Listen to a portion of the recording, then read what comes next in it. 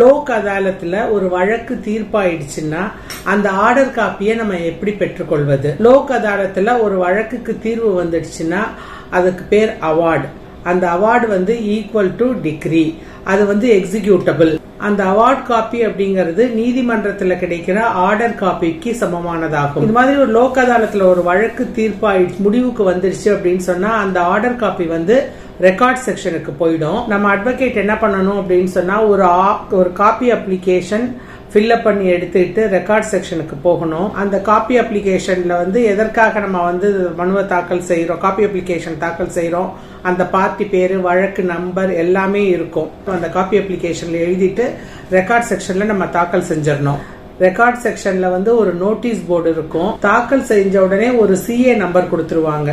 3 நாள் கழிச்சு call for notice திரும்பவும் அந்த நோட்டீஸ் போர்டுல ஒட்டி இருப்பாங்க. அதை பார்த்துட்டு அந்த வழக்குக்கு எவ்வளவு கோர்ட் ஃபீஸ் ஸ்டாம்ப் ஒட்டணும் அப்படிங்கறது அந்த கால் ஃபார் நோட்டீஸ்ல இருக்கும். அந்த கால் ஃபார் நோட்டீஸ் 3 நாள் வரைக்கும் தான் அந்த நோட்டீஸ் போர்டுல இருக்கும். 3 நாளைக்கு பிறகு அது ஸ்ட்ரக் ஆஃப் ஆயிடும்.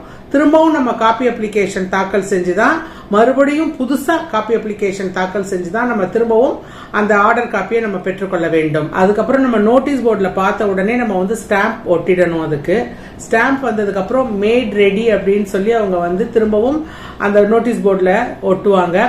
அந்த மேட் ரெடி வந்ததுக்கு அப்புறம் நம்மளுடைய கிளையண்ட் அவங்களுடைய ஆதார் காப்பி ஒரிஜினல் எடுத்துட்டு போய் அந்த காப்பி அப்ளிகேஷன் செக்ஷன்ல கொடுத்து நம்ம அந்த ஆர்டர் காப்பியை பெற்றுக்கொள்ளலாம்.